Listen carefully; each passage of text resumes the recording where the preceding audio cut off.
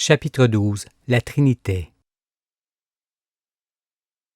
Si je ne montrais pas ce que les sectes pernicieuses ont fait dans le monde, et si je ne vous enseignais pas l'Écriture mais seulement les choses célestes, ces sectes passeraient derrière moi et vous persuaderaient aisément de ne point me suivre.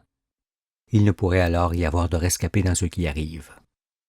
Chacun sait cependant qu'on laboure d'abord son champ, qu'on l'ensemence ensuite, et qu'on récolte en dernier le fruit de son travail. Pareillement, cette première partie du livre est faite pour ameublir votre esprit, la deuxième pour l'ensemencer, et la troisième pour vous récolter et faire de vous la plantation éternelle de Dieu. C'est pourquoi je vous ai demandé de vous mettre à nu et d'être patient, parce que l'ouverture de l'esprit sur le réel demande du temps et de longues réflexions, ainsi que la contribution de toutes les parcelles de l'entendement. Après quoi, on ne bâille plus en s'instruisant, et rien n'échappe à la pensée, car on voit clairement et sans forcer. Laissez-moi donc le temps de vous montrer qu'il y a une autre façon de concevoir la vie que celle qui consiste à amener sa fin. Mais votre réveil va être difficile à cause des prêtres et des scientifiques qui passaient devant vous, en vous faisant croire qu'eux seuls avaient la faculté de comprendre l'univers, et que ce sont eux et non les prophètes que vous deviez suivre. Ils ont ainsi enlevé votre raison d'existence, qui est votre âme et Dieu, ainsi que les facultés de saisir la science qui éclaire l'homme. Alors il ne vous reste que les pieds pour marcher derrière eux, et votre cœur pour souffrir de leur infamie. Toutefois, sachez que ceux qui existeront en leur temps autour de l'étoile prochaine qui naîtra de la famille solaire feront comme vous. Ils marcheront derrière les mêmes boucs, croiront les mêmes choses et suivront les mêmes voies, car ils s'en remettront pareillement aux hypocrites qui s'élèvent pour régner sur les peuples à la place de Dieu.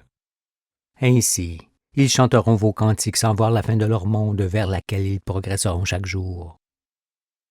Et cela fut dans le monde qui nous précède, en amont du soleil, parce que les ténèbres de l'esprit sont nécessaires pendant un temps, pour que d'elles sortent la lumière et la délivrance. Vous devez donc connaître l'essentiel de l'Écriture qui annonce ce jour où nous sommes arrivés et qui est ce fameux jour du renouvellement de toutes choses. Le moment est venu de vous lever, de prendre le lit pour lire tranquillement ce que l'on vous dit et de marcher vers votre salut. Lorsque, enfant, vous aviez de la fièvre et que votre mère vous disait « Mon enfant, tu es malade, il faut que tu prennes le lit », vous saviez ce qu'elle vous disait. Mais lorsque Jésus dit à celui qui dort « Lève-toi, prends ton lit et marche », vous n'avez point su entendre ce que cela signifiait, car vous aviez cru qu'il lui demandait de se lever et de prendre son lit sur les épaules pour aller se dégourdir les jambes. Pauvre homme, allez-vous pouvoir m'écouter? Je vous demande cependant de vous lever d'entre les morts, de prendre votre lit pour pouvoir lire au calme et saisir ce que j'écris, et de marcher sur la voie, car il en va de votre vie. Le Père Abraham. Lorsque vous aurez mangé à ma table, lu tout le livre, vous saurez alors qu'Abraham, Isaac et Jacob sont aussi trois aspects du serviteur de l'Éternel, du Christ, qui est l'agneau. Abraham est celui à qui toute la terre appartient pour qu'il la remette, au soir du monde, à tous ceux qui marchent avec Dieu. Pour cela, il sait qu'il devra séparer les bons et les mauvais en deux camps, pour que les bons restent et que les mauvais disparaissent. Et c'est ce qu'il fait à travers moi. Vous avez lu, en effet, qu'avec la connaissance qui lui est donnée, Abraham coupe les animaux que Dieu lui désigne par le milieu et met chaque morceau l'un vis-à-vis de l'autre, puis d'entre lesquels sortent des éclairs. Mais il ne partage point les oiseaux du ciel, qui sont la représentation des anges pouvant aujourd'hui, avec moi, survoler toutes choses. Ce que fait Abraham s'entend ainsi. Avec ce que je montre et explique dans le livre de vie, les incrédules seront en très grande majorité partagés en deux, car une partie d'eux-mêmes m'acceptera et l'autre me refusera. Ce qui sera un grand conflit en chacun, qui devra cependant se terminer par la décision de me suivre ou de ne point le faire. Ce qui se traduira forcément par la séparation des hommes, qui sera inévitablement suivie de la fin du monde. Alors, comme Abraham, tous ceux qui m'auront suivi recevront la terre entière en héritage, sur laquelle ils régneront à tout jamais. Les autres périront, et les oiseaux de proie s'abattront sur eux.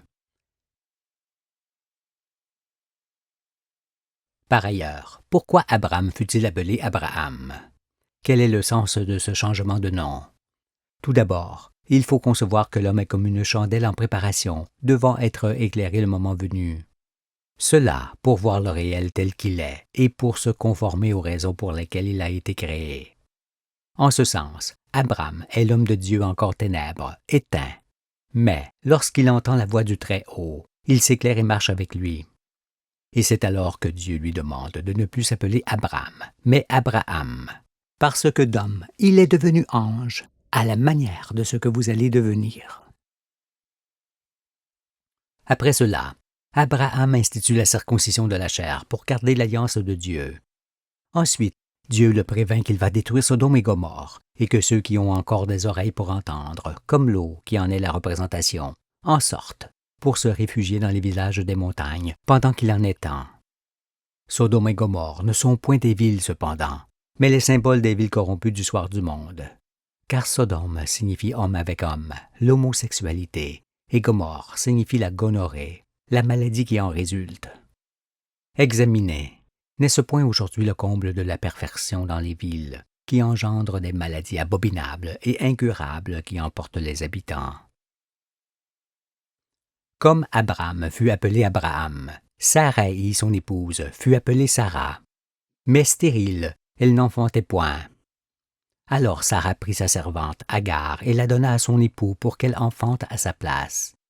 L'explication de ceci, c'est que, comme Abraham est la représentation du Père, son épouse est la représentation de la mère, qui est Sion, l'épousée de Dieu. C'est pourquoi elle demeure stérile durant tout le temps de l'ignorance et n'enfante qu'au soir du monde où celui-ci apprend la vérité. La foi d'Abraham fut aussi mise à l'épreuve par l'Éternel, qui lui ordonna d'offrir son fils Isaac en holocauste.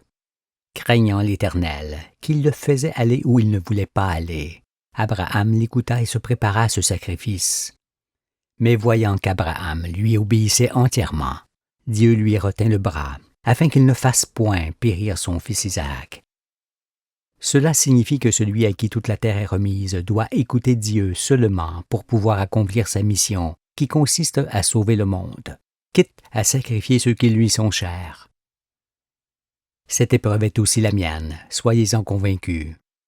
Par ailleurs, si je vous dis que le bois pour l'Holocauste, ce fardeau qui est chargé sur le dos d'Isaac, est l'image de la croix de bois que Jésus porte sur son dos, le comprendrez-vous? Pensez à l'agneau que Dieu se choisit au soir du monde, à l'agneau qui est immolé, et vous le saisirez.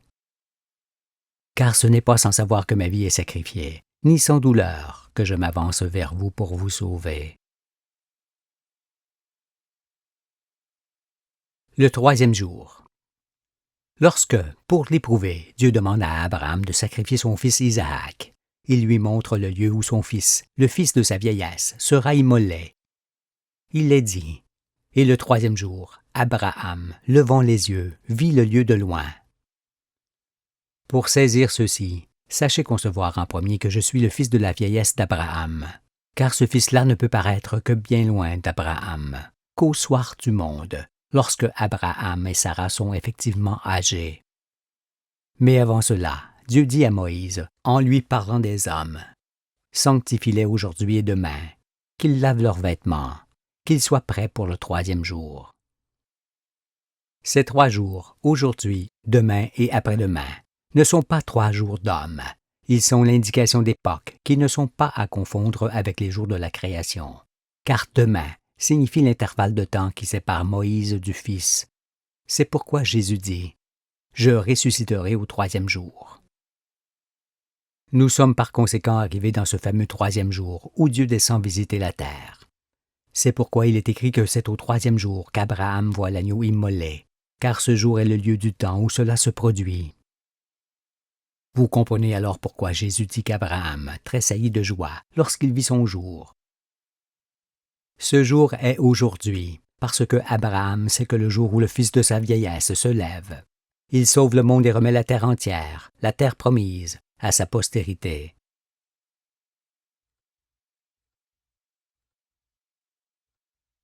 La lutte et la victoire. Notez que Jacob est celui qui lutte jusqu'à ce que l'aurore se lève. Il lutte contre lui-même, contre des hommes, ceux qui règnent, et avec Dieu. Et il en sort victorieux. C'est pourquoi Dieu lui change également son nom et lui dit « Ton nom est Jacob, tu ne seras plus appelé Jacob, mais ton nom sera Israël. » Et il lui donna le nom d'Israël. Dieu lui dit encore « Je te donnerai le pays que j'ai donné à Abraham et à Isaac, et je donnerai ce pays à ta postérité après toi. » Comme ce fut pour Abraham, le nom de Jacob fut changé en celui d'Israël après sa lutte qui le fit sortir des ténèbres. Ce fut ma lutte et ma victoire sur les ténèbres, et l'Israël de Dieu, je le suis. Vous devez pareillement entreprendre cette lutte, à commencer avec vous-même, pour sortir de vos sépulcres et prendre part à la résurrection à partir de laquelle vous vivrez éternellement. Vous êtes les véritables enfants d'Abraham que je viens chercher, les enfants de la promesse, allant hériter de toute la terre. Si je vous fais naître à nouveau, ne serez-vous point mes fils et mes filles? Vous le serez forcément, ce qui vous montrera que je suis bien Israël, et vous, le peuple d'Israël, ce petit troupeau auquel Dieu a jugé bon de remettre le royaume.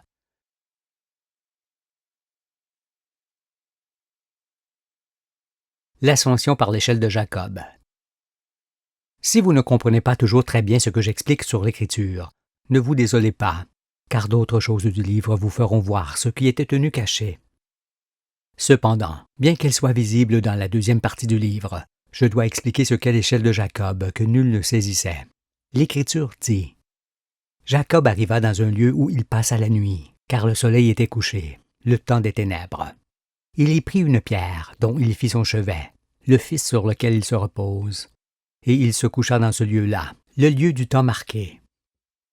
Il eut un songe, et voici, une échelle était appuyée sur la terre, et son sommet touchait au ciel. Et voici, les anges de Dieu montaient et descendaient par cette échelle. Et voici, l'Éternel se tenait au-dessus d'elle, et il dit, « Je suis l'Éternel, le Dieu d'Abraham, ton père, et le Dieu d'Isaac. La terre sur laquelle tu es couché, je la donnerai à toi et à ta postérité. Ta postérité sera comme la poussière de la terre. Tu t'étendras à l'Occident et à l'Orient, au septentrion et au Midi, et toutes les familles de la terre seront bénies en toi et en ta postérité. Voici, je suis avec toi, je te garderai partout où tu iras, et je te ramènerai dans ce pays, car je ne t'abandonnerai point, que je n'ai exécuté ce que je te dis. » Et, toujours dans ce sens de l'échelle, Jésus dit, « En vérité, vous verrez désormais le ciel ouvert et les anges de Dieu monter et descendre sur le Fils de l'homme. » Remarquez tout d'abord qu'en parlant des quatre coins du monde et de toutes les familles de la terre, Dieu parle du monde entier et non d'une nation particulière. Ce qui montre à l'évidence que le peuple d'Israël, la postérité de Jacob, est composé des saints d'esprit de tous les peuples, et que Dieu aujourd'hui exécute ce qu'il a dit. Mais en ce qui concerne l'échelle de Jacob, entendez qu'il est nécessaire de s'élever dans le ciel pour explorer ce qui s'y trouve, et redescendre ensuite sur la terre pour voir qui nous sommes et où nous allons. C'est en effet dans l'univers qu'il faut aller chercher le nom de l'homme, qui il est, car ce n'est point à partir de lui que l'on peut savoir qui il est, d'où il vient et où il va. Cette ascension permet de rencontrer Dieu et de saisir ses œuvres et ses desseins. Il est donc temps que l'homme l'effectue, barreau après barreau, c'est-à-dire chapitre après chapitre, pour quitter l'esprit terrestre et acquérir l'esprit céleste, qui est l'esprit universel de l'ange. Sinon, il en est fait de tout. Maintenant, l'échelle de Jacob ne peut plus être un mystère pour vous, pas plus que ne l'est le chandelier que Moïse m'a préparé. Chacun conçoit que, pour être élu, il faille être examiné. Si donc vous sortez victorieux de l'examen auquel vous êtes soumis aujourd'hui, votre âme ne pourra plus mourir. Alors, comme Abraham et comme Jacob, votre nom changera, parce que vous quitterez votre corps animal et deviendrez ange.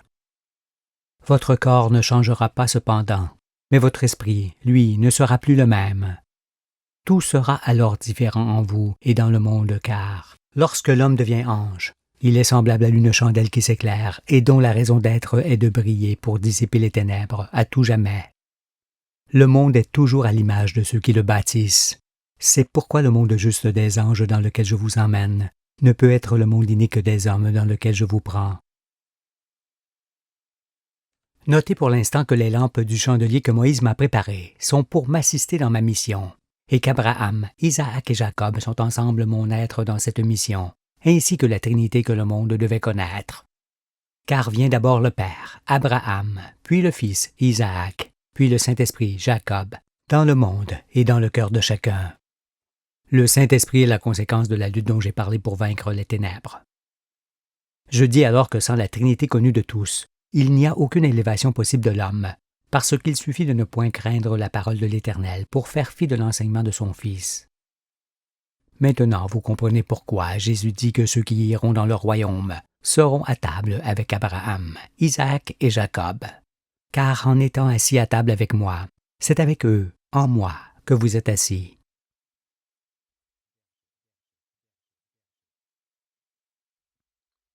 L'étoile du berger. La lumière de l'esprit est l'éclairement donné par la compréhension de l'Écriture assurément, mais aussi par la compréhension de tous les éléments de l'univers de Dieu, par lesquels on existe.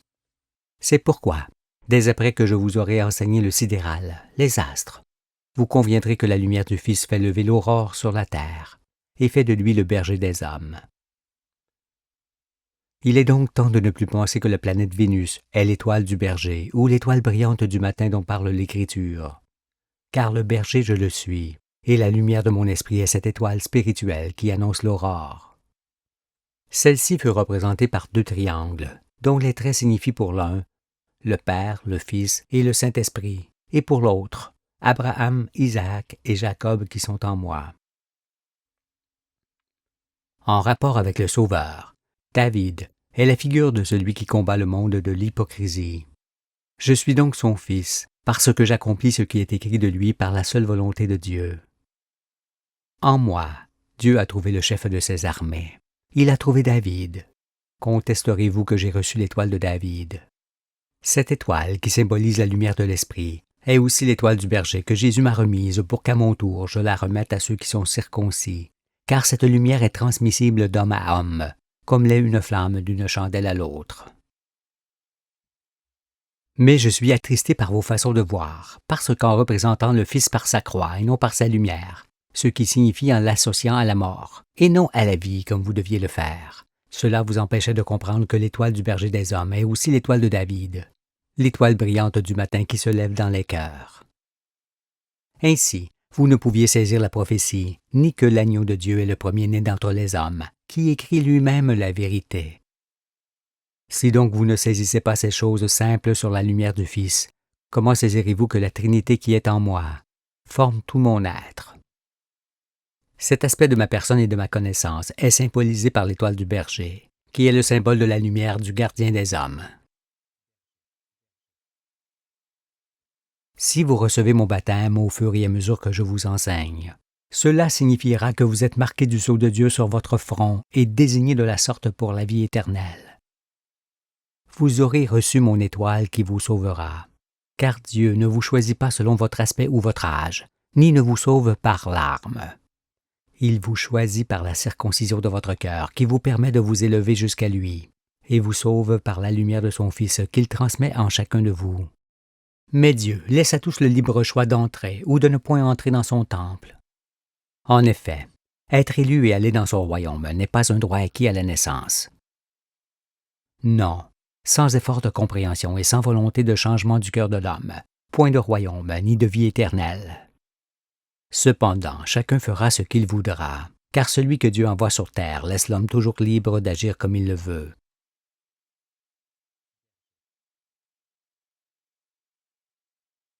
Le lieu de naissance du berger.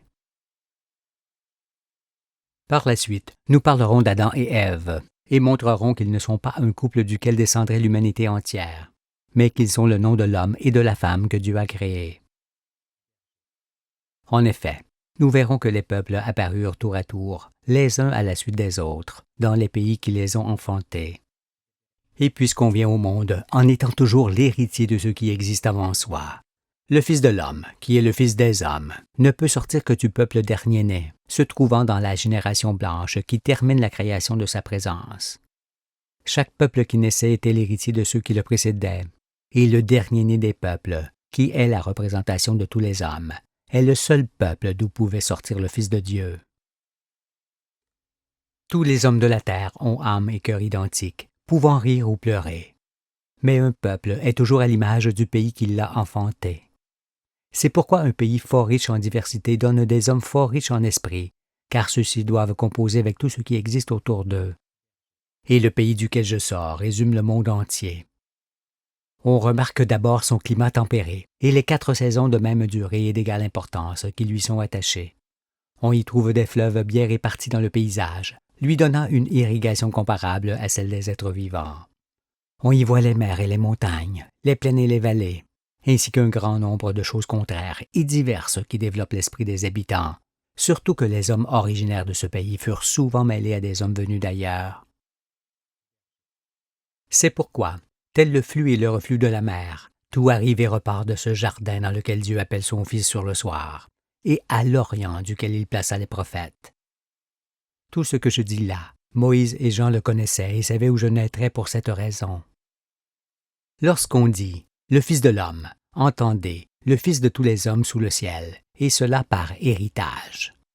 C'est pourquoi ce Fils ne pouvait apparaître que dans le peuple dernier-né et héritier de tous. Moyen en tout de ce fait, je peux aisément voir ce que sont les œuvres des hommes, en référer à Dieu et vous transmettre ensuite son jugement. Telle est ma première mission, la dernière étant de vous sauver. Dans l'Écriture, lorsque les prophètes parlent de bergers, ils ne parlent point de pâtres assurément, mais de ceux qui gardent les hommes dans les pâturages de Dieu.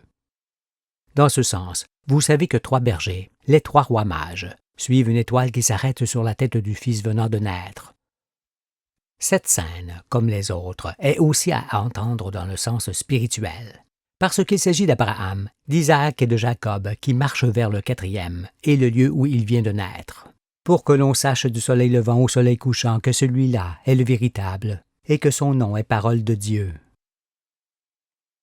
Ce n'est évidemment pas une étoile du ciel, ni une comète qu'ils suivent, mais la lumière de leur raisonnement, pour se diriger et vous diriger avec eux vers le pays et le lieu où devait naître le Fils. Car, bien qu'il soit le berger des hommes, il est fait lui aussi avec ce qui existe dans le pays et le peuple où il est pris. Les rois mages arrivent donc sur le soir, en suivant la lumière de leur esprit, qui est aussi celle du Fils. Car que font-ils? Ils cherchent le pays qui résume le monde, et qui est un jardin où se trouvent des arbres, des hommes qui donnent des fruits, des œuvres, bons à manger. Et, lorsqu'ils trouvent ce peuple habile et gentil, toujours prêt à aider les autres, ils trouvent celui qui vient de naître. Mais ne pensez pas que je glorifie les gens de ce peuple sur lequel Dieu a porté ses regards. Non, je ne les glorifie pas, car ils ne sont pas exempts de péché ni de reproche. Et c'est au Créateur qu'ils sont redevables de leur existence et non à eux-mêmes. Mais parce que Dieu les protège, cela les rend fiers comme le coq qu'ils ont pris pour emblème, ou comparable à des ânes et des ânesses qui ont le front dur comme la pierre. Aussi, ils se moquent de tous ceux qui sont élevés, car ils se plaisent à les faire descendre de leur piédestal pour leur apprendre l'humilité. C'est ici la Galilée des gentils et le jardin d'Éden où Dieu appelle son Fils sur le soir pour le servir. Croyez donc cette parole qui est tout à fait conforme à la prophétie, et dans laquelle il est dit « Voici, il vous précède en Galilée, c'est là que vous le verrez. »